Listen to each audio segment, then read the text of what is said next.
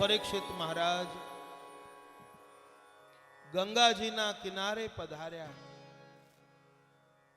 અને દૈવ ઈચ્છાથી મોટા મોટા ઋષિ મુનિઓ ત્યાં આવ્યા. અત્રિ, વશિષ્ઠ, ચ્યવન, શરદ્વાન, અરિષ્ટ નેમિ, ભૃગુ, અંગિરા, મેધાતિથિ, દેવલ, દેવરાજ, ગૌતમ, પીપલાદ, મૈત્રેય, નારદ, વ્યાસ, અગસ્ત્ય, પરાશર, મોટા મોટા ઋષિ મુનિઓ પધાર્યા અને આ રાજાએ ઊભા થઈને બધાના ચરણોની વંદના કરી, પૂજન કર્યું, પ્રશ્ન કર્યો કે જેનું મૃત્યુ નિકટ હોય એણે શું કરવું જોઈએ અને મરણાસન્ન મનુષ્ય કોનું ધ્યાન, કોનું જપ વગેરે કરવું જોઈએ બતાવો. અને એ જ વખતે ભગવદ ઈચ્છાથી જોતામાં ત્યાં તત્ર ભવદ ભગવાન વ્યાસપુત્રો યદ્રચ્છયાગામટમાનો અનપેક્ષઃ અલક્ષ્યલિંગો નિજલાભ તુષ્ટ વૃતશ્ચ બાલૈ અવધૂત વેશઃ ત્વં દ્વયષ્ટવર્ષં સુકુમાર પાદ કરોરુબાહંસ કપોલ ગાત્રમ ચાર્વાયતાક્ષો નસતુલ્ય કર્ણ શુભ્રવાનનમ કંબુ સુજાત કંઠમ. જેનું વર્ણ શ્યામ વર્ણ છે, દિગંબર અવસ્થા છે, લાંબી લાંબી ભુજાઓ છે, શંખ જેવો કંઠનો ભાગ છે, નાભીનો ભાગ વમળો ઉઠી હોય એવું છે, નાસિકા શુકની છે,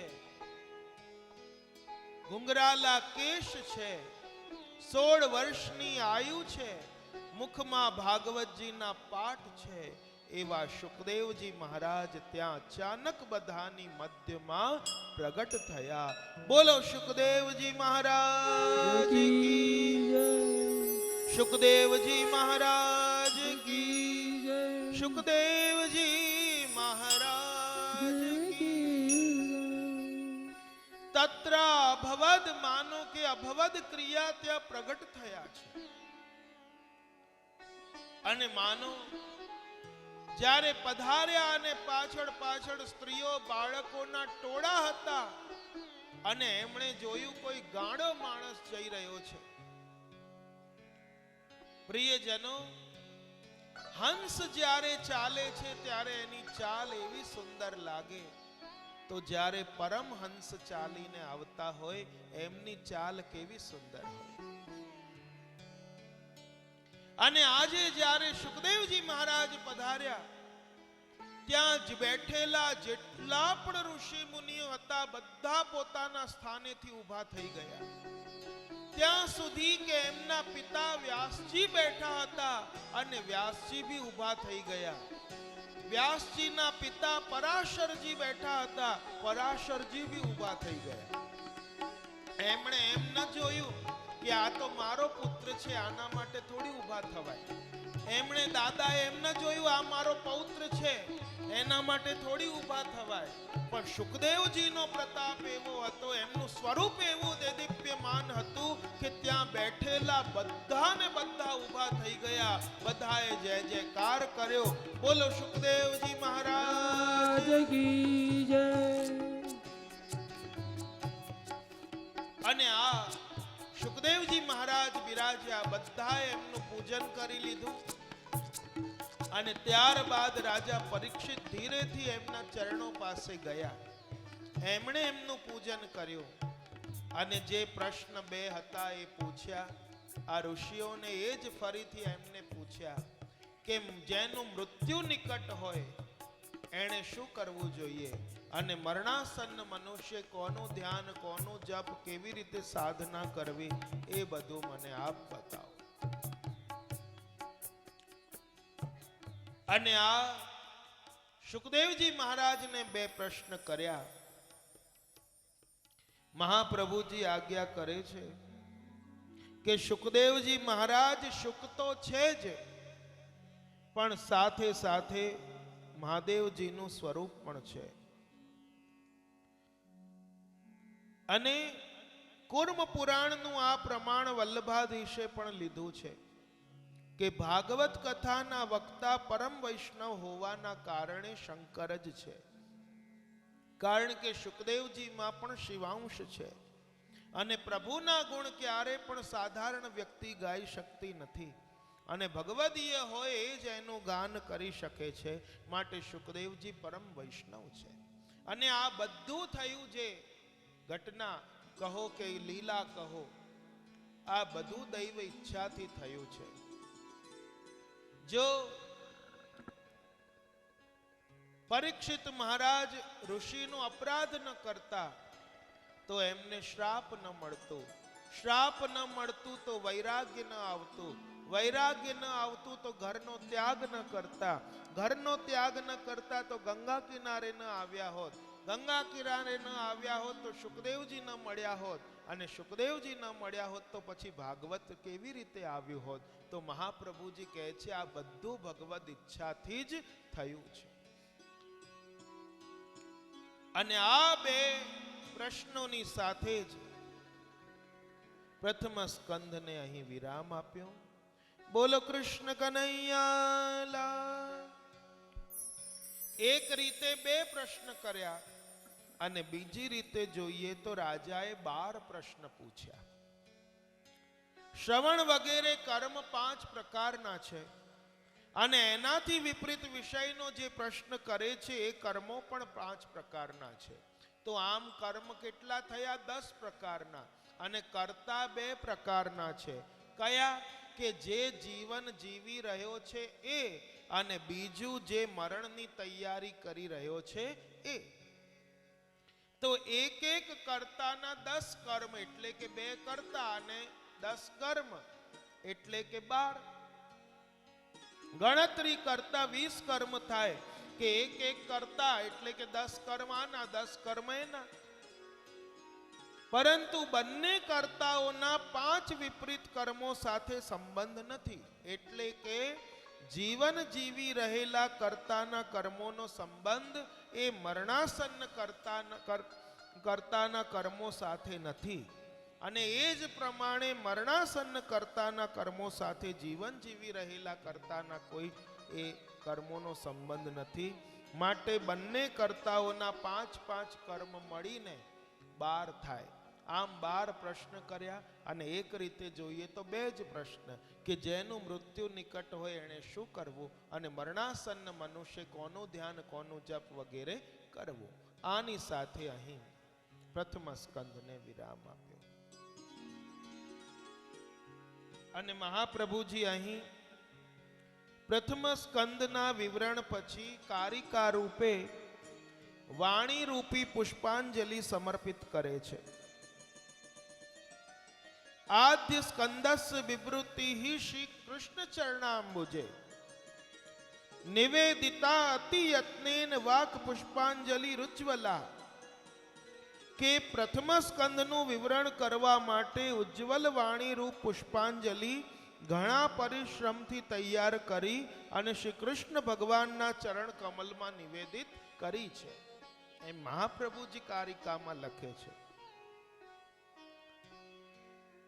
ત્યારબાદ આ જેમ પ્રથમ સ્કંદ એ દક્ષિણ ચરણારવિંદ છે શ્રીજી બાવાનું, અને દ્વિતીય સ્કંદ એ વામ એટલે કે ડાબુ ચરણારવિંદ છે. પ્રથમ સ્કંદમાં 19 અધ્યાય, જ્યારે દ્વિતીય સ્કંદમાં 10 અધ્યાય છે. અને બધા 12 સ્કંદમાં સૌથી નાનો સ્કંદ કોઈ હોય તો આ દ્વિતીય સ્કંદ છે. કારણ કે દ્વિતીય સ્કંદમાં 10 અધ્યાય છે. અને આનું નામ જ્ઞાન લીલા, બીજું નામ છે સાધન લીલા. અને દ્વિતીય સ્કંદમાં સાધનોનું વર્ણન કરવામાં આવ્યું. અને સાધન 3 પ્રકારના છે. તત્વ ધ્યાન, રુદ્રપ્રસાદ અને મનન. આમ 3 પ્રકારના સાધન હોવાથી દ્વિતીય સ્કંધમાં 3 પ્રકરણ છે. એમાં પ્રથમ અધ્યાયમાં બાહ્ય ધ્યાન વિધિ બતાવી, બીજા અધ્યાયમાં અંતર ધ્યાન વિધિ બતાવી, ત્રીજા અને ચોથા અધ્યાયમાં વક્તા અને શ્રોતાના હૃદયની નિર્મલતા બતાવી, પાંચમા અધ્યાયમાં જગતની ઉત્પત્તિ બતાવી, છઠ્ઠા અધ્યાયમાં જીવોનું વિવેચન બતાવ્યું, સાતમા અધ્યાયમાં ભગવાનના અવતારોનું વર્ણન કર્યું, 8, 9 અને 10 અધ્યાયમાં ઉપપત્તિનું વર્ણન કર્યું છે. અને જ્યારે રાજાએ પ્રશ્ન કર્યો અને એ વખતે શુકદેવજી મહારાજે પ્રશ્નનું અભિવાદન કર્યું. વર્યાનેશ તે પ્રશ્ન કૃતો લોકહિતો નૃપ આત્મવિદ સંમતઃ પુંસા શ્રોતવ્યાદિષુ યઃ પરઃ. હે રાજન, તમારો પ્રશ્ન બહુ જ શ્રેષ્ઠ છે, ઉત્તમ છે. જે મનુષ્ય આવો પ્રશ્ન કરે છે, મનુષ્ય માટે જેટલી પણ સાંભળવાની, સ્મરણ કરવાની, કીર્તન કરવાની વાતો છે, એમાં પણ આ સૌથી શ્રેષ્ઠ છે. શુકદેવજી મહારાજે કહ્યું કે મનુષ્ય જીવનમાં આવેલા જીવને માનવ ધર્મની સફળતા અને ઈશ્વર સાથે મનોવૃત્તિ જોડવાની ભાવના ન હોય તો એવું જીવન વ્યર્થ છે. કારણ કે આપણી સાથે આપણા વળગેલા છે કુટુંબ, પરિવાર, એની મોહ માયા મમતા. તમે પૂછ્યું કે શું કરવું જોઈએ, તો જ્યારે વૈરાગ્ય લઈ લો, સંન્યાસ ધર્મ અપનાવો અને પછી તો બધું મોહ માયા મમતા છોડીને એકાંતમાં વાસ કરવો જોઈએ. વૈષ્ણવોનું જગત ક્યાં? વૈષ્ણવોએ ક્યાં જઈને વાસ કરવો? કારણ કે મહાપ્રભુજી તો ક્યારે પણ ઘર ત્યાગ કરવાની આજ્ઞા આપતા જ નથી, કે ગૃહસ્થ ધર્મમાં રહીને જ ભગવાનની સેવા કરવાની છે. ક્યારે પણ ઘર છોડીને સેવા કરવાની નથી. સંસારમાં રહીને ભગવાનને ભજવાના છે. અને આજે વૈષ્ણવોનું જગત ક્યાં? ક્યાં રહેવું? કે જ્યાં ઈશ્વરના પ્રેમ રૂપી, સત્સંગ રૂપી યમુના જ્યાં વહેતી હોય એના કિનારે જઈને વૈષ્ણવે રહેવો, એટલે કે સત્સંગના તટ પર રહેવું. કે જ્યાં ભગવદીઓનો સંગ હોય, જ્યાં ભગવદ સેવા હોય, જ્યાં સત્સંગ હોય, એ જ વૈષ્ણવોનું જગત છે. હવે પૂછ્યું કે તમે બતાવો કે ત્યાં જઈને શું કરવું? તો કહે છે કે જ્યારે ઘર છોડીને જાઓ ત્યારે એમ ન વિચારવું જોઈએ કે પછી હું ત્યાં શેમાં ખાઈશ, શું પીશ, સાધન બધા કપડાં ક્યાંથી લાવીશ, આ કેવી રીતે કરીશ. ભગવાને બધી સંન્યાસીઓ માટે વ્યવસ્થા કરેલી જ છે. વનમાં જે છોડીને જાય છે વૈરાગીઓ માટે પહેરવા માટે વલ્કલ વસ્ત્ર છે, ઓઢવા માટે આકાશ છે, સૂવા માટે ભૂમિ છે, રહેવા માટે ગુફા છે, પીવા માટે નદી, ઝરણા, તલાવ છે, ખાવા માટે ફળ ફળાદી કંદમૂલ બધું છે. પાત્ર જોઈએ ખાવા માટે તો અંજલિ રૂપી પાત્ર છે. અને ધ્યાનનો પ્રકાર બતાવ્યો, આખો યોગનો પ્રકાર બતાવ્યો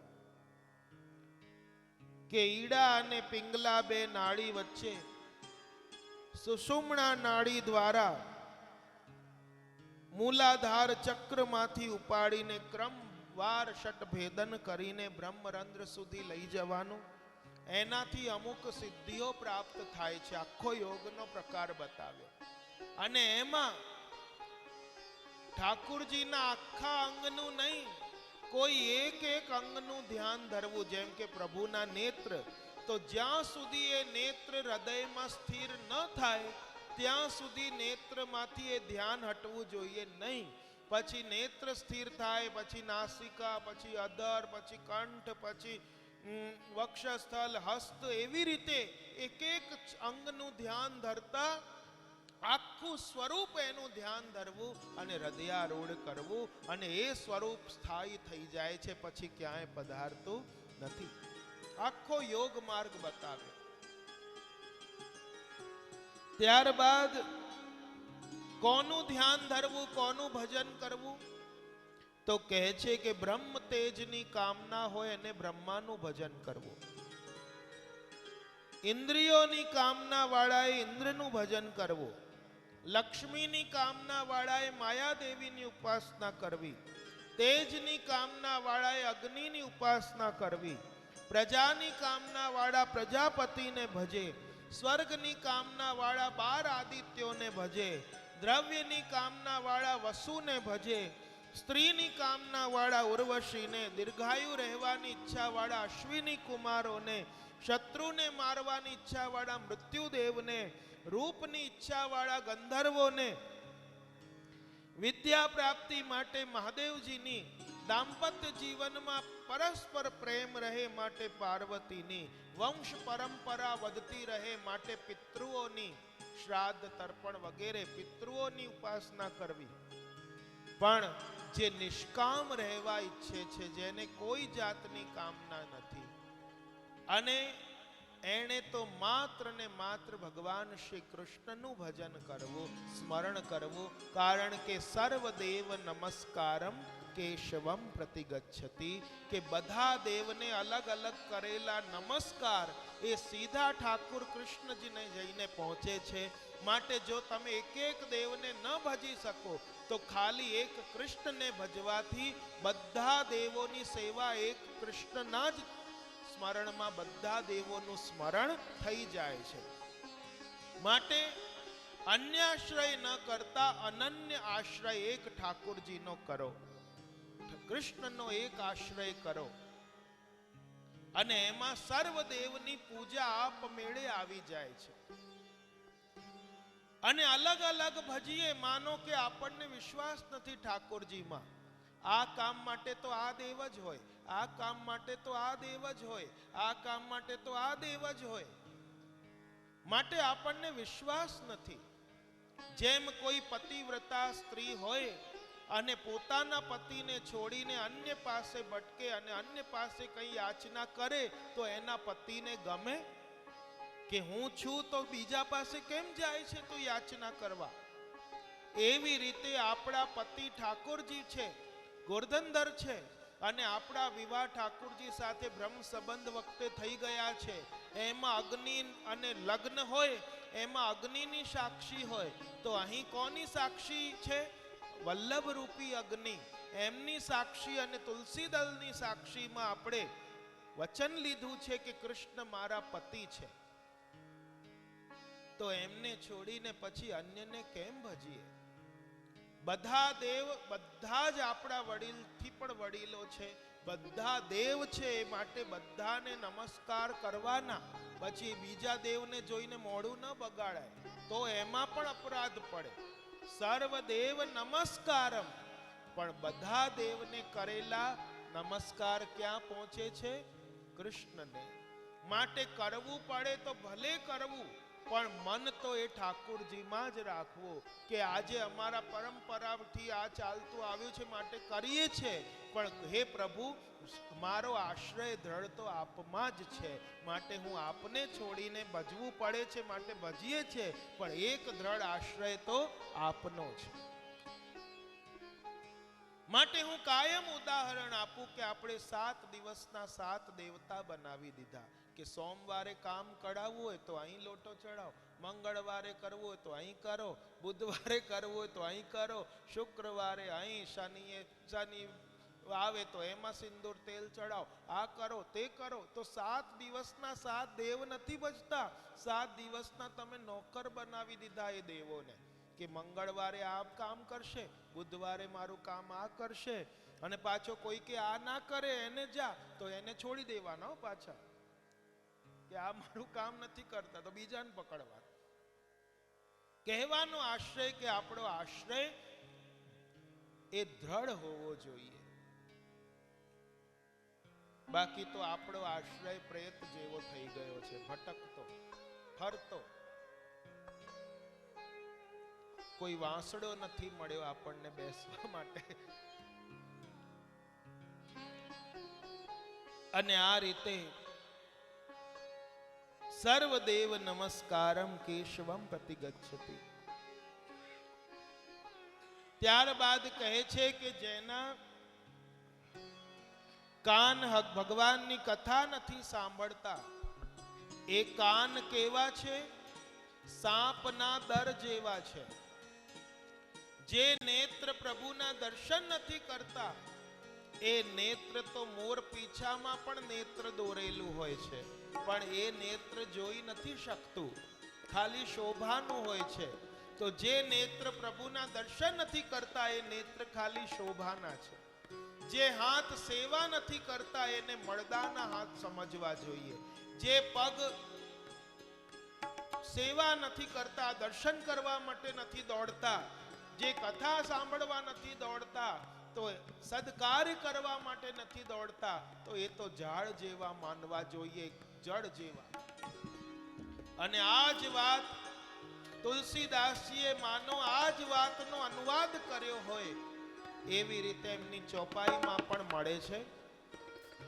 જીન હરી કથા સુની નહીં કાના, જીન હરી કથા સુની નહીં કાના, શ્રવણ રંદ્ર અહિ ભવન સમાના, શ્રવણ રંદ્ર અહિ ભવન સમાના, નૈનન સંત દરસ નહીં પેખા, નયન સંત દરસ નાહી દેખા, લોચન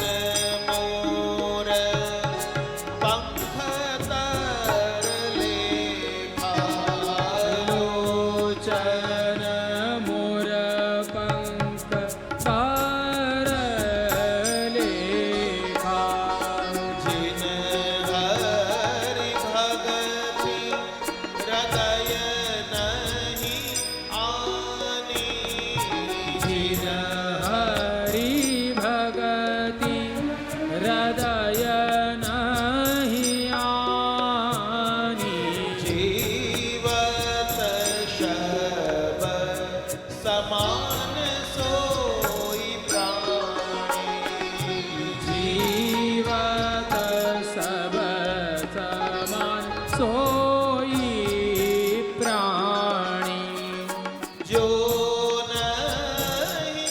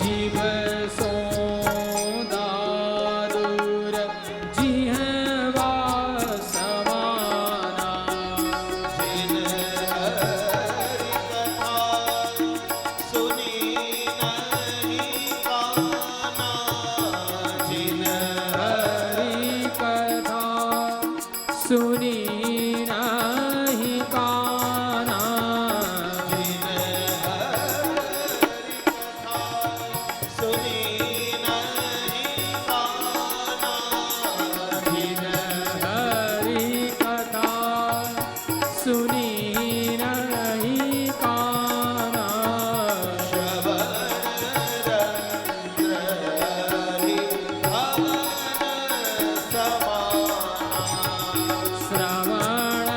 રંધ્ર ભવન સમાના આહી ભવન સમાના जिन हरि कथा सुनी नहीं काना જે કાન હરિની કથા નથી સાંભળતા એ કાન કહેવા છે શ્રવણ રંધ્ર અહી ભવન સમાના. અહી એટલે કે સર્પ, સર્પના બિલ જેવા દર જેવા આ કાન છે. જે નેત્ર હરિગુરુના વૈષ્ણવના દર્શન નથી કરતા એ નેત્રોની કોઈ સાર્થકતા નથી. જેના હૃદયમાં ભગવાનની ભક્તિ નથી એ જીવતે જી એને શબ સમાન માનવો જોઈએ. અને જે જીવ હરિના ગુણગાન નથી ગાતી એ દાદુર એટલે કે દેડકાની જેમ ટર ટર બોલ્યા કરે એવી જીવા માનવી જોઈએ. ત્યારબાદ પૂછ્યું કે મને બતાવો હે શુકદેવજી મહારાજ કે ભગવાન આ સૃષ્ટિની રચના કેવી રીતે કરે છે? આ જગત કોના આધારે રહેલું છે? સૃષ્ટિ ક્રમ કેવી રીતે કરે છે એ મને બતાવો.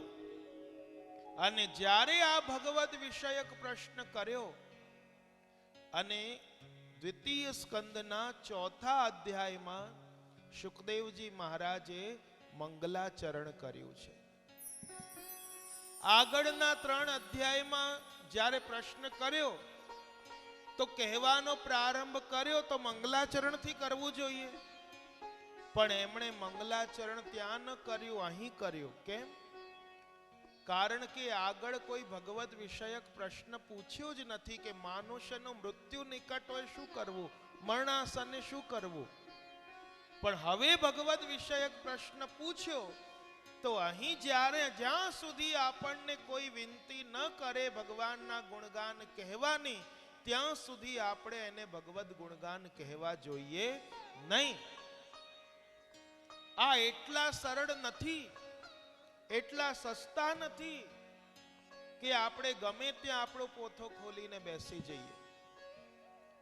જ્યારે વિનંતી કરવામાં આવે ત્યારે કહેવું જોઈએ.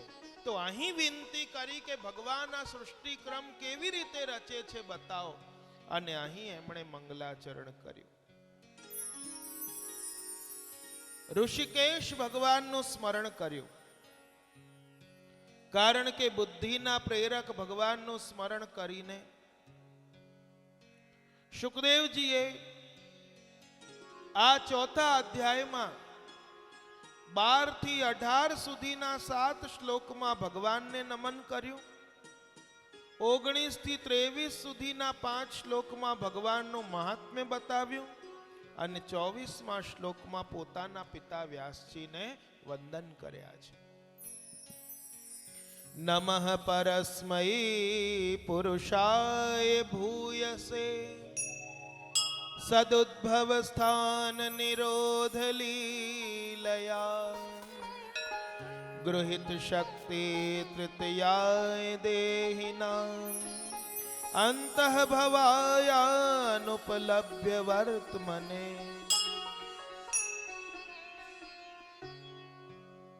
ત્યારબાદ નમો નમસ્તે અસ્પૃશભાય સાત્વતામ વિદુર કાષ્ઠાય મુહુકુયોગિના નિરસ્ત સામ્યાતિશયેન રાધસા સ્વધામની બ્રહ્મણી રંસ્યતે નમઃ. ભક્તોના સ્વામી અભક્તોથી દૂર રહેનારા, કોઈ જેમની બરાબર કે અધિક નથી એવી પોતાની સિદ્ધિ સાથે પોતાના અક્ષર બ્રહ્મથી ધામમાં જ રમણ કરનાર આપને મારા નમસ્કાર છે. જો અહીં ભાગવતજીમાં ક્યાંય રાધાજીનું નામ નથી સ્પષ્ટ રૂપે, છે તો માત્ર સંકેતમાં, વાચ્યાર્થ કાં તો એકદમ સંકેતમાં ક્યાંક લીધું છે. તો અહીં રાધસા નામની સિદ્ધિથી, કારણ કે આ રાધાજી કોણ છે સ્વામીજી? એ શુકદેવજીના ગુરુ છે. અને જો યદિ એમનું નામ લે તો એમને સમાધિ લાગી જાય, અને સમાધિ લાગી જાય તો પછી આગળ કથા કેવી રીતે થાય? અને આજે અહીં સંકેતમાં માનો કે રાધસ પદથી કહે છે, નિરસ્ત સામ્યાતિશયન, એમના જેવી બીજી કોઈ સિદ્ધિ નથી અથવા અધિક સિદ્ધિ નથી. અને એ સિદ્ધિ ભગવાનને આધીન છે. રંસતે નમઃ, જે રાધસ નામની સિદ્ધિથી સ્વધામમાં જ રમણ કરે છે, એ ભગવાનને, એવા ભગવાન જાણીને નમન કરવું યોગ્ય છે. અને શુકદેવજી જેવા પરમ યોગી પણ એ કક્ષાએ નથી પહોંચ્યા ભક્તિની, અને એવા ભગવાનને જાણીને અહીં નમન કરી રહ્યા છે. અને એક શ્લોકમાં પોતાના પિતા વ્યાસજીને નમન કર્યા. નમસ્તસ્મૈ ભગવતે વાસુદેવાય વેદસે પપુર જ્ઞાનમયમ સૌમ્યા યન્મુખાંબુરુહાસવમ. કે જે સંત પુરુષો જેમના મુખ કમળમાંથી મકરંદની જેમ ઝરતી આ જ્ઞાનમય સુધાનું પાન કરતા રહે છે, એ શાસ્ત્રોના રચયિતા વાસુદેવના અવતાર સર્વજ્ઞ ભગવાન વ્યાસના ચરણોમાં મારા વારંવાર નમસ્કાર છે. બોલો વ્યાસ નારાયણ ભગવાન કી. ત્યારબાદ કહ્યું કે રાજા, જે તે આ પ્રશ્ન કર્યો છે કે ભગવાન પોતાની માયા વડે આ સૃષ્ટિક્રમ કેવી રીતે રચે છે, તો આ જ પ્રશ્ન નારદજીએ બ્રહ્માજીને કર્યો હતો, એ હું તમને કહું છું. પિતાજી, આપનો આધાર શું? આપ કોના આધારે રહેલા છો? આ સૃષ્ટિક્રમ કેવી રીતે આપ રચો છો? આપનું સ્વરૂપ શું છે? આપના સ્વામી કોણ છે? ત્યારે બ્રહ્માજીએ કહ્યું, બેટા નારદ, સંપૂર્ણ જગને પ્રકાશિત કરનાર ભગવાનના પ્રકાશથી પ્રકાશિત થઈને હું આ જગતનું સર્જન કરું છું. અને એમના જ પ્રકાશથી પ્રકાશિત થઈને સૂર્ય, તેજ, અગ્નિ, નક્ષત્ર, તારા એ જગતમાં પ્રકાશ ફેલાવે છે. લોકો ભલે મને જગત ગુરુ કહે છે બેટા, પણ અસલી જગત ગુરુ તો ભગવાન કૃષ્ણ છે. કૃષ્ણમ વંદે જગત ગુરુ. એ દ્રષ્ટા છે, ઈશ્વર છે, બધાના સ્વામી છે. ભગવાને જ્યારે પોતે જ અનેક થવાની ઈચ્છા કરી ત્યારે પોતાની માયાથી પોતાના સ્વરૂપમાં પોતે જ સ્થિત કાળ, કર્મ અને સ્વભાવનો સ્વીકાર કર્યો. જે સમયે પંચભૂત, ઇન્દ્રિય, મન, સત્વ વગેરે ત્રણેય ગુણો પરસ્પર સંગઠિત ન હતા, ત્યાં સુધી પોતાના રહેવા માટે ભોગોના સાધન રૂપ શરીરની રચના ન કરી શક્યા. આ નિર્જીવ ઈંડુ હજારો વર્ષો સુધી એ નિર્જીવ પડ્યું રહ્યું, અને ભગવાને એમાં પ્રાણ પૂર્યા, અને આ બ્રહ્માંડ રૂપી ઈંડુ હતું વિશાળ, એ ફોડીને બહાર નીકળ્યા. આ કોણ? વિરાટ પુરુષ. બોલો વિરાટ નારાયણ ભગવાન કી. આ બ્રાહ્મણો આ વિરાટ નારાયણના મુખમાંથી પ્રગટ થયા, ક્ષત્રિયો ભુજામાંથી પ્રગટ થયા, વૈશ્યો જંઘામાંથી પ્રગટ થયા, અને ક્ષુદ્રોની ઉત્પત્તિ એ વિરાટ પુરુષના ચરણમાંથી થઈ છે. ત્યારબાદ જે સમયે આ વિરાટ પુરુષના નાભી કમળમાંથી મારો જન્મ થયો, આ વિરાટ નારાયણ કારણ જલમાં શયન કરી રહ્યા હતા અને એમની નાભીમાંથી કમળ ઉગ્યું. કમળમાંથી બ્રહ્માની ઉત્પત્તિ થઈ અને બ્રહ્માજીએ જોયું કે હું શું કરું, યજ્ઞ ક્યાંથી લાવું સામગ્રી? તો ક્યાંય આજુબાજુ તો પ્રલય કાળનું જળ છે, માનો કે આખું જળ ભરેલું છે અને એવા જલમાં નારાયણ શયન કરી રહ્યા છે ક્ષીરસાગરમાં. અને એ વખતે એમને ક્યાંય સામગ્રી મળી નહીં અને એ જ વિરાટ પુરુષના અંગમાંથી સામગ્રીઓ એકઠી કરીને એ ભગવાનનું યજન કર્યું. ત્યારબાદ ભગવાનનો પહેલો અવતાર એ વિરાટ પુરુષનો છે. ભગવાને વિવિધ અવતારો લીધા અને એક કથા આવી ગઈ પ્રથમ સ્કંદમાં કે આપણે ગઈકાલે જોઈ ગયા હતા 24 અવતાર કયા કયા પ્રભુએ લીધા. અને મહાપ્રભુજી સુબોધનીજીમાં આ અવતારોને ઠાકુરજીના અંગ આયુધો સાથે સરખાવે છે. મહાપ્રભુજી આજ્ઞા કરે કે આ સનકાદિક છે, સનક સનંદન સનાતન સનત કુમાર, આ ચાર કોણ છે? આ ચાર ઠાકુરજીના ચાર આયુધ છે, શંખ ચક્ર ગદા પદ્મ. પૃથુ કોણ છે? તો પૃથુ નારાયણ પીતાંબરનું સ્વરૂપ છે. ઋષભ કોણ છે? તો આ ઠાકુરજીના બાજુબંધનું સ્વરૂપ છે. હયગ્રીવ કોણ છે? તો આ કુંડલ છે. મત્સ્ય અવતાર પાદ પલ્લવ છે. વામન ભગવાન એ કટી મેખલા છે, કંદોરો. પરશુરામજી વાંકડિયા કેસ છે. રામચંદ્રજી હાસ્યનો અવતાર છે. એવી રીતે મહાપ્રભુજી એક એક અવતારોને ઠાકોરજીના સ્વરૂપના અંગ ઉપાંગો સાથે સરખાવ્યા છે. ત્યારબાદ રાજાએ વિવિધ પ્રશ્ન કર્યા અને બ્રહ્માજી કહે છે કે મેં નિષ્કપટ ભાવે ભગવાનનું યજન કર્યું અને શું કરું ખબર ન પડી. ત્યારે એ જ જલમાંથી મને બે શબ્દ સંભળાયા, તપ તપ તપ તપ. પરપોટામાંથી સંભળાયા અને મને માનો કે આ ભગવાનની આજ્ઞા થઈ કે તું તપ કર. અને મેં નિષ્કપટ ભાવે એવું દિવ્ય તપ કર્યું, અખંડ તપ કર્યું કે ભગવાન મારા તપથી પ્રસન્ન થયા. પોતાના વૈકુંઠ ધામના દર્શન કરાવ્યા, જે વૈકુંઠમાં લક્ષ્મીજી સ્વયં હિંડોળા ઝૂલતા ઝૂલતા પ્રભુના ગુણગાન ગાઈ રહી છે, એવા દિવ્ય લોકના મને ભગવાને દર્શન કરાવ્યા. ત્યારબાદ મેં ભગવાનની સ્તુતિ કરી અને ભગવાને મને આજ્ઞા કરી કે બ્રહ્મા તું સૃષ્ટિનું સર્જન કર. અને એ વખતે મેં પ્રભુને વિનંતી કરી કે પ્રભુ હું આપની આજ્ઞાથી સૃષ્ટિનું સર્જન તો કરું, પણ મને આપ એક એવા આશીર્વાદ આપો કે જ્યારે હું સૃષ્ટિનું સર્જન કરું તો એ સર્જન કરતી વખતે મારી અંદર ક્યાંય પણ કર્તાપણાનો અભિમાન ન આવી જાય કે આ મેં રચ્યું છે, આ મેં રચ્યું. અને આવો અભિમાન મારી અંદર ન આવે એવું પ્રભુ આપ મને આશીર્વાદ આપો. અને એ વખતે ભગવાને કહ્યું કે બ્રહ્મા હું તને આ 4 શ્લોક કહીને સંભળાવું છું, જે ચતુશ્લોકી ભાગવત કહેવાય છે. અને આ 4 શ્લોકને તું મનમાં ધારણ કરી લે તો તને ક્યારે પણ આ કર્તાપણાનું અભિમાન નહીં આવે કે મેં આવી સૃષ્ટિ રચી છે.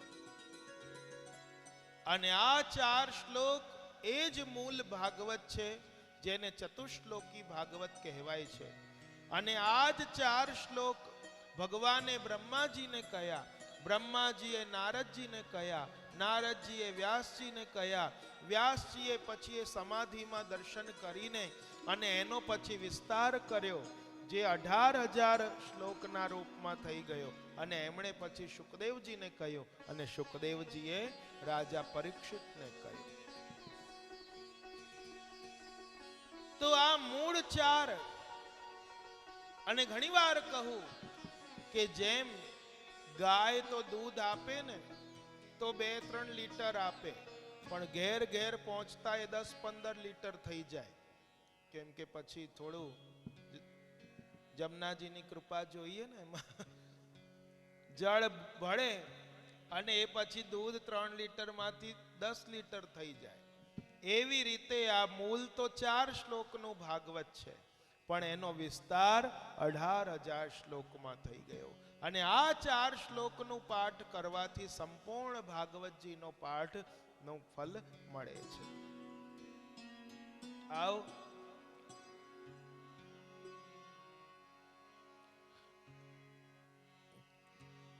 અહમેવાસ્મેવાગ્રે નાન્યદ યત સત સત્પરમ પશ્ચાદહમ યદેતચ્ચ યો અવશિષ્યેત સો અસ્મ્યહમ ઋતે અર્થમ યત પ્રતીયેત ન પ્રતીયેત ચ આત્મનિ તદ્વિદ્યાદાત્મનો માયા યથા આભાસો યથા તમઃ યથા મહાંતિ ભૂતાની ભૂતેષુ ચાવચેષ્વનો પ્રવિષ્ટાન્ય પ્રવિષ્ટાની તથા તેષુ ન તેષ્વહમ એતાવદેવ જિજ્ઞાસ્યમ તત્વ જિજ્ઞાસુનાત્મન અન્વય વ્યતિરેકાભ્યામ યત સ્યાત સર્વત્ર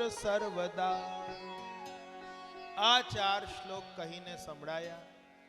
આ મૂળ ભાગવત છે, ચતુશ્લોકી ભાગવત કહેવાય છે. અને આ 4 શ્લોકોનો જો એક લીટીમાં સાર જોઈએ તો એ જ ભગવાને કહ્યું કે જો આ કંઈ નહોતું ત્યારે પણ મારું અસ્તિત્વ તો હતું જ. આજે જે કંઈ દેખાય છે એમાં અણુ અણુમાં ઘટ ઘટમાં હું મારી સ્થિતિ છે, અને મારા થકી જ બધું થાય છે, મારાથી હટીને કશું નથી થતું. અને જ્યારે આ કશું નહીં હોય ત્યારે પણ હું તો હોઈશ જ.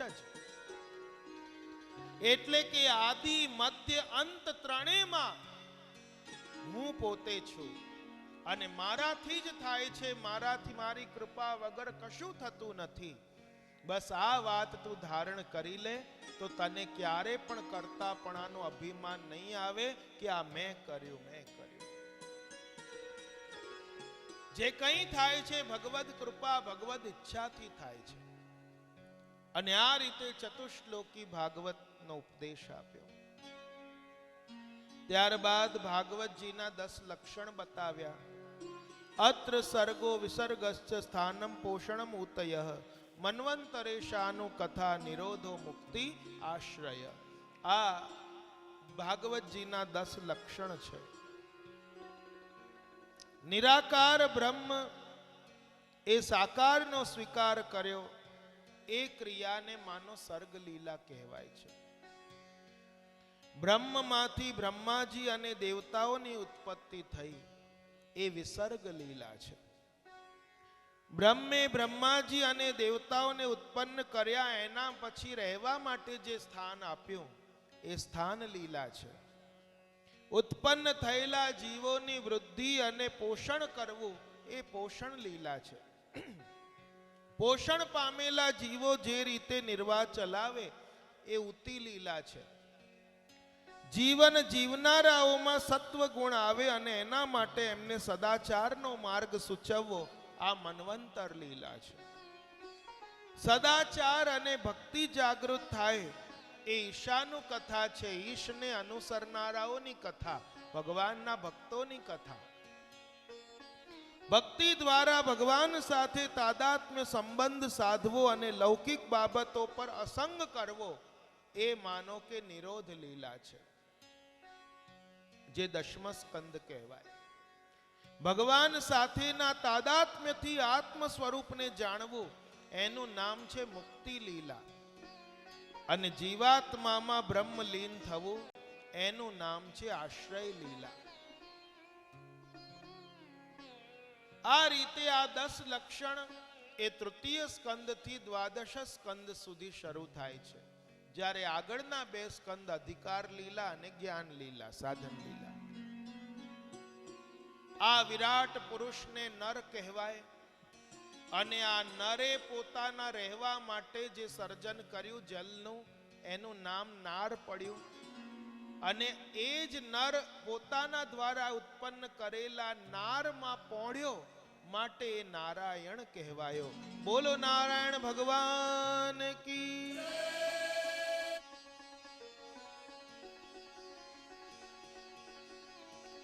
ત્યારે આ બધું બતાવીને અહીં દ્વિતીય સ્કંદને વિરામ આપ્યો. બોલો કૃષ્ણ કનૈયા લાલ કી.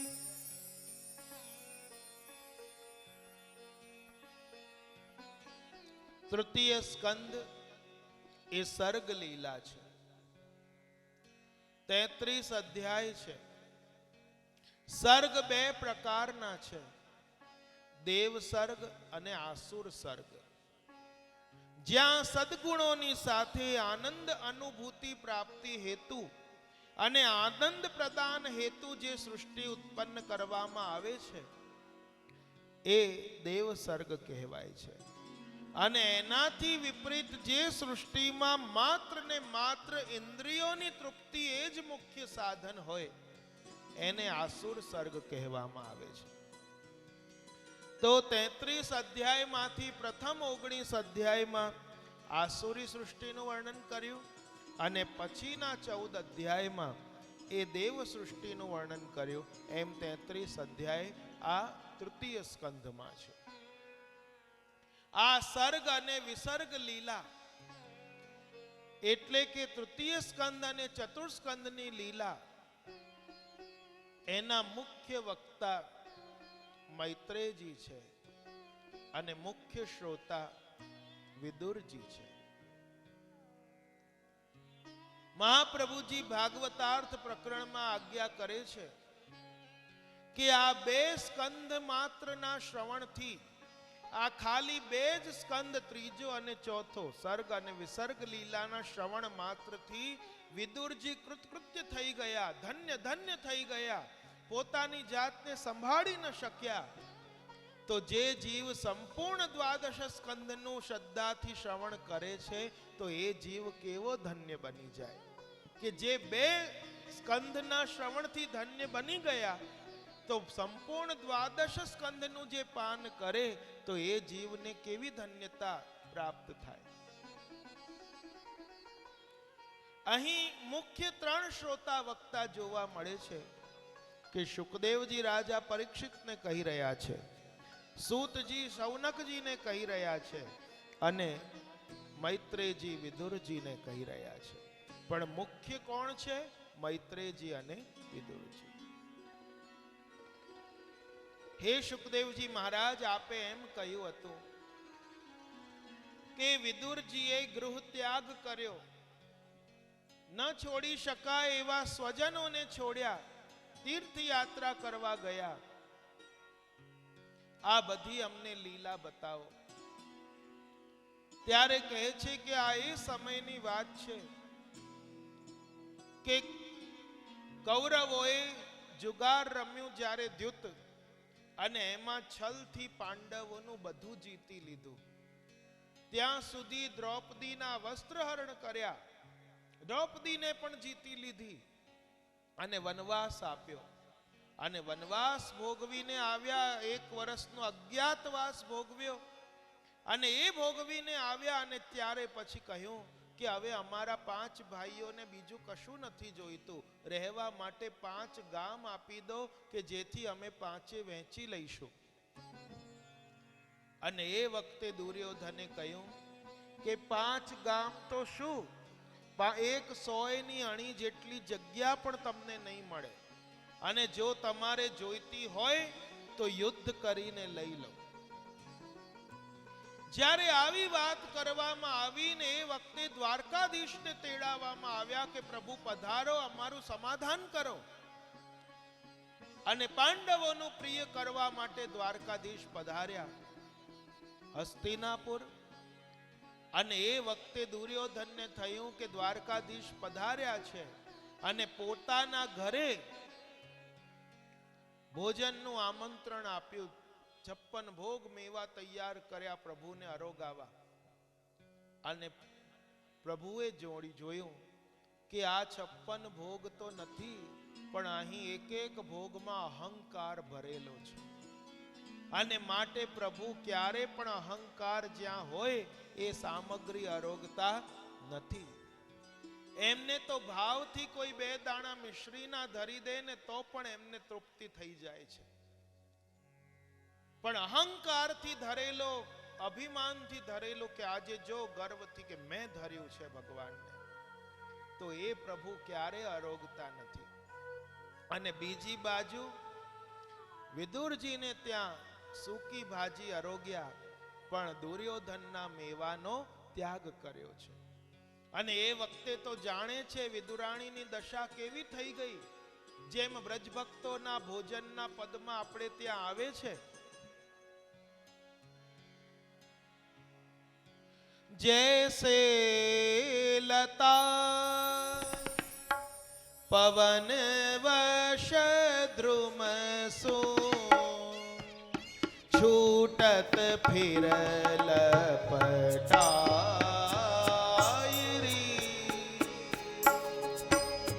के निरखूं के टहल करूं एको नहीं बनत उपायरी आज गोपाल पाहुने आए निरखत नैनन अघायरी आज गोपाल. पाहुने એટલે કે મહેમાન. આજે પ્રભુ આવ્યા છે તો નિરખત નૈન અઘાયરી કે જોતા તૃપ્તિ પામતા જ નથી, કે જોતા જ રહીએ, જોતા જ રહીએ. આજે કે નિરખું કે ટહલ કરું, કે એમને જોતી રહું કે એમની સેવા કરું, આજે કોઈ ઉપાય સૂઝતું નથી. અને ફરી અંદર જાય, ફરી બહાર આવે. કેવી રીતે? जैसे लता पवन वश द्रुमसु छूटत फिर लपटायरी. જેમ કોઈ લતા વેલ હોય એ કેવી રીતે પવનના કારણે ઝાડથી વીંટળાઈ જાય અને પાછી છૂટી પડી જાય, એવી રીતે આજે ફરી પ્રભુ પાસે દોડે, પાછી અંદર આવે. અને આજે આ પ્રેમ અવસ્થામાં જીવ ભાન ભૂલી જાય છે.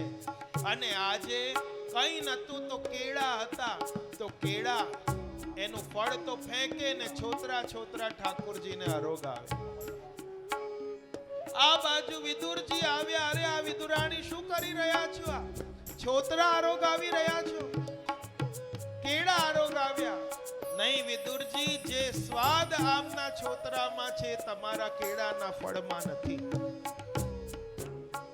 કારણ કે તમને ભાન છે કે હું આ આરોગ આવી રહ્યો છું. જ્યારે એ તો શુદ્ધ પ્રેમ અવસ્થામાં સાન ભાન ભૂલી ગઈ છે. અને આજે પ્રભુ આવ્યા છે, મહેમાન છે. ત્યારબાદ પ્રભુ પધાર્યા હસ્તિનાપુરની સભામાં. ત્યાં જઈને અનેક વચનો કહ્યા, પણ ભક્તો જે હતા એમને તો બધાને પ્રભુના વચનો બહુ જ સારા લાગ્યા. પણ અભક્ત હતા એવા કૌરવોને, ધૃતરાષ્ટ્રને એ બધા વચનો કઈ ભાનમાં આવ્યા જ નહીં, મનમાં લીધા જ નહીં. ત્યારબાદ વિદુરજીને બોલાવ્યા. અને વિદુરજીએ જે વચન કહ્યા એ આખા વચનો વિદુર નીતિ તરીકે ઓળખાયા છે. આ વિદુર નીતિ વાંચવા જેવી છે. એવા એવા વચનો એમણે કહ્યા છે શાસ્ત્રોના. હે રાજા ધૃતરાષ્ટ્ર, યદિ જો તમે તમારું હિત ઈચ્છો છો તો તમારે ત્યાં કાળ બનીને બેઠો છે આ પુત્ર. આ પુત્ર કાળ રૂપે છે, એનો ત્યાગ કરી દો, નહીં તો આ બધું રાજપાટ ગુમાવી બેસશો અને એના કારણે તમારે સ્વયં પરાસ્ત થઈ જવું પડશે. માટે જો પોતાનું હિત ઈચ્છતા હો તો આ કાળ રૂપ તમારા પુત્રને બહાર કાઢો. પણ ધૃતરાષ્ટ્ર તો પુત્ર મોહમાં અંધ હતો, એને તો કેવી રીતે? અને જો શાસ્ત્રકારો એમ પણ કહે છે કે દુર્યોધનમાં અંદર જેટલો દ્વેષ નતો ને એટલો ધૃતરાષ્ટ્રમાં હતો, અને એટલો એ પુત્ર મોહથી અંધ બનેલો હતો. અને આજે કંઈ બોલ્યો નહીં. અને જ્યારે આ વિદુરજીએ આવા વચનો કહ્યા અને એ પસંદ ન પડ્યા દુર્યોધનને, પોતાના સિંહાસન પરથી ઊભો થઈ ગયો, દાંત પીસીને કહેવા માંડ્યો, આ દાસી પુત્રને મારો તો નહીં, પણ એને અહીંથી બહાર કાઢી દો. આપણા ટુકડા ખાઈને જીવે છે ને આપણી વિરુદ્ધ બોલી રહ્યો છે. એને મૃત્યુદંડ ન આપો, પણ બહાર કાઢી મૂકો. અને એને જોઈને એના મિત્રો જે હતા કર્ણ વગેરે એ ઊભા થઈ ગયા, એના ભાઈ દુશાસન વગેરે ઊભા થઈ ગયા, શકુની ઊભા થઈ ગયા. અને આજે પોતાની સામે પોતાના ભાઈનું આટલું અપમાન થયું, અને છતાં પણ ધૃતરાષ્ટ્ર કંઈ બોલતો નથી, એ ચૂપ રહે છે. પારકી સંપત્તિ જે હજમ કરી જાય એ ધૃતરાષ્ટ્ર છે. અને એવું કહેવાય છે કે પારકી સંપત્તિ હજમ કરે ધૃતરાષ્ટ્ર, સગો ભાઈ પણ યદી મોટું પાપ કરે તો એનો ત્યાગ કરવો જોઈએ. અને માટે હસ્તિનાપુરનો ત્યાગ વિદુરજીએ કર્યો છે. નીતિ વચનમાં કહેવાયું છે કે શકટમ પંચ હસ્તેન દશ હસ્તેન વાજિનમ ગજમ હસ્ત સહસ્ત્રેણ દેશ ત્યાગેન દુર્જનમ. કે બળદ ગાડું હોય એનાથી 5 હાથ દૂર રહેવું, ઘોડો ચાલતો હોય એનાથી 10 હાથ દૂર ચાલવું, હાથી હોય એનાથી 1000 હાથ દૂર ચાલવું, પણ દુષ્ટ જ્યાં રહેતા હોય એ સ્થાનને હંમેશા માટે છોડી દેવું, ત્યાગી દેવું જોઈએ. અને આજે વિદુરજીએ એ જ કર્યું કે આ વાત મનમાં લીધા વગર જ અને બસ પોતાની સ્વેચ્છાથી પોતાનો રાજવેશ હસ્તિનાપુરમાં મહેલમાં રાજ દરબારમાં મૂકીને અને તીર્થયાત્રા કરવા નીકળી પડ્યા. અને જે સંબંધોમાં તમારી હાજરીનો કોઈ મતલબ ન હોય ત્યાંથી મુસ્કરાઈને ચાલ્યા જવું જોઈએ. અને વિદુરજીએ એ જ કર્યું છે. અને આજે દુર્યોધને ગુસ્સામાં બોલ્યું, પણ માણસ ગુસ્સામાં વ્યક્તિ કંઈ પણ બોલે એવું નથી હોતું. માણસની અંદર જે ભરેલું હોય છે ને એ જ ગુસ્સામાં બહાર આવે છે. અને આજે જે એની અંદર દ્વેષ ભરેલો હતો દુર્યોધનની અંદર, એ એના વચનોમાંથી બહાર આવી ગયો. અને આ વિદુરજી આજે હસ્તિનાપુરનો ત્યાગ કરીને નીકળી ગયા.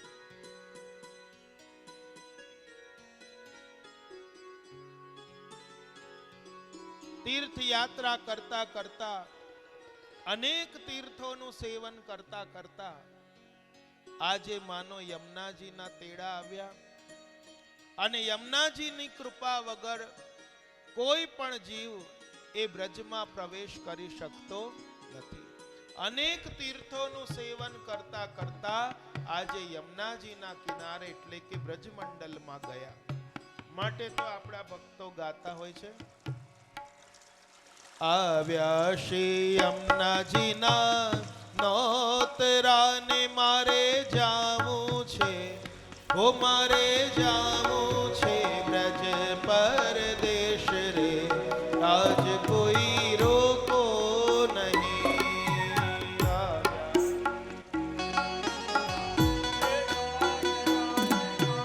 જાવું છે હે મારે જાવું છે બ્રજ પરદેશ રે, રાજ કોઈ રોકો નહીં. આવ્યા શ્રી યમુનાજીના નોતરાને મારે જાવું છે, હે મારે જાવું છે બ્રજ પરદેશ રે,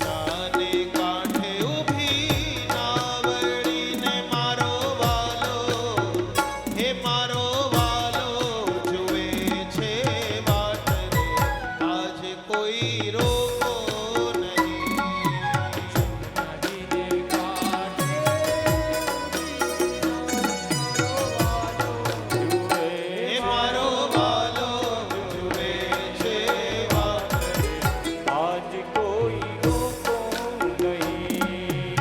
આવ્યા શ્રી યમુનાજીના નોતરાને મારે જાવું છે, હે મારે જાવું છે બ્રજ પરદેશ રે, આજ કોઈ રોકો નહીં. આવ્યા શ્રી યમુનાજીના નોતરાને મારે જાવું છે, હે મારે જાવું છે બ્રજ પરદેશ રે, આજ કોઈ રોકો નહીં.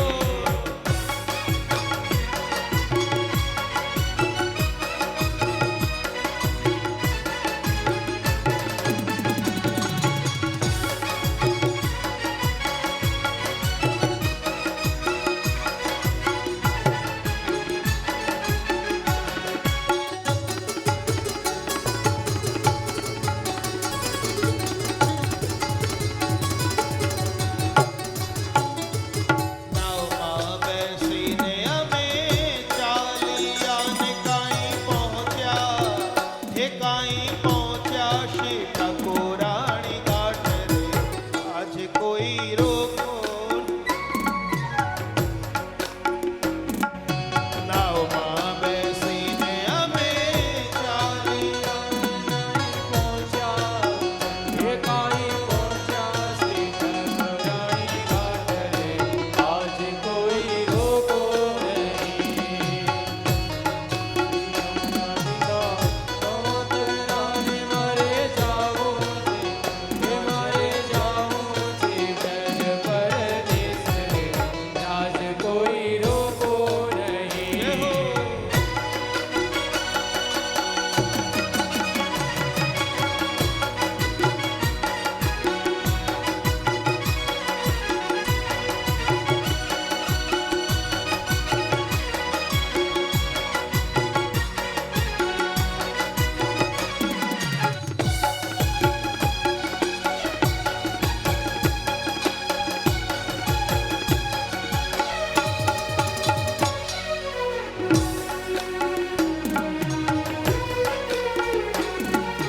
ગંગા નાયા ને નાયા ગોમતીને મારે કરવા, હે મારે કરવા શ્રી યમુના પાન રે, આજ કોઈ રોકો નહીં. ગંગા નાયા ને નાયા ગોમતીને મારે કરવા છે, હે મારે કરવા શ્રી યમુનાજીના પાન રે, આજ કોઈ રોકો નહીં. આવ્યા શ્રી યમુનાજીના નોતરાને મારે જાવું છે, હે મારે જાવું છે બ્રજ પરદેશ રે, આજ કોઈ રોકો નહીં. આવ્યા શ્રી યમુનાજીના નોતરાને મારે જાવું છે, હે મારે જાવું છે આજ કોઈ રોકો નહીં. જય હો.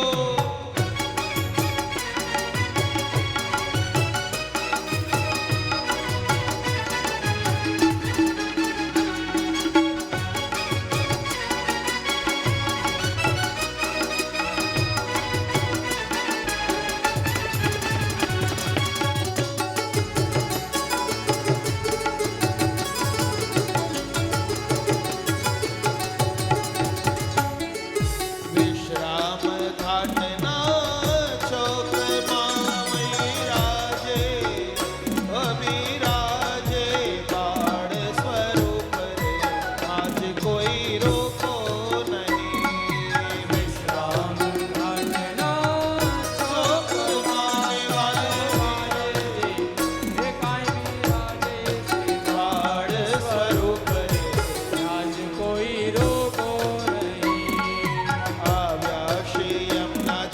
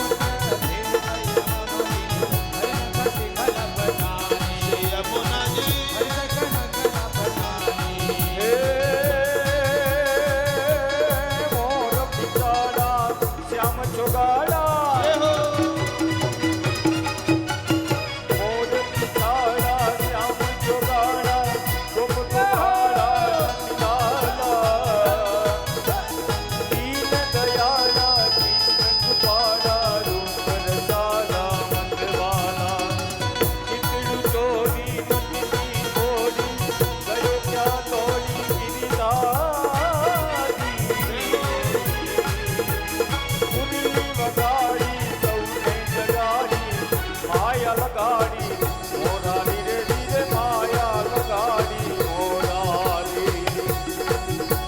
જય હો.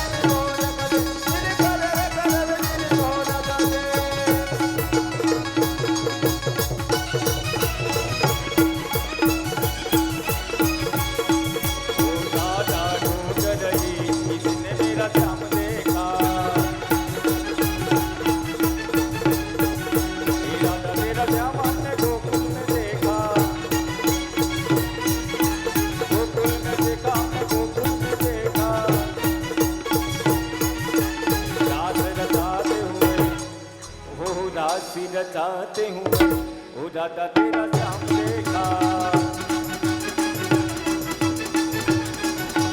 दादा ढूंढ रही किसी ने मेरा श्याम देखा दादा तेरा श्याम हमने वृंदावन में देखा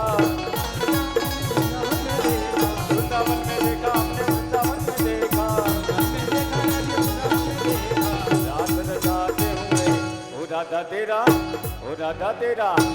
दादा तेरा श्याम देखा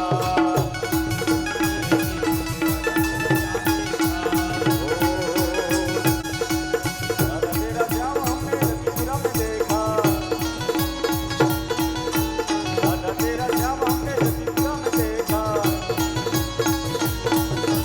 राधे राधे राधे राधे राधे राधे राधे राधे राधे राधे राधे राधे राधे करते हुए ओ दादा तेरा श्याम देखा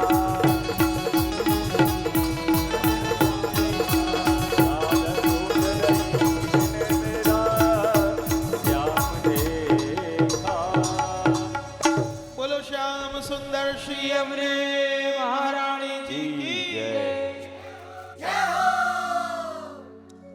જેને જેને બ્રજમાં જવું હોય જોરથી જય જયકાર. સુંદર શ્રી અમને મહારાણી કી જય.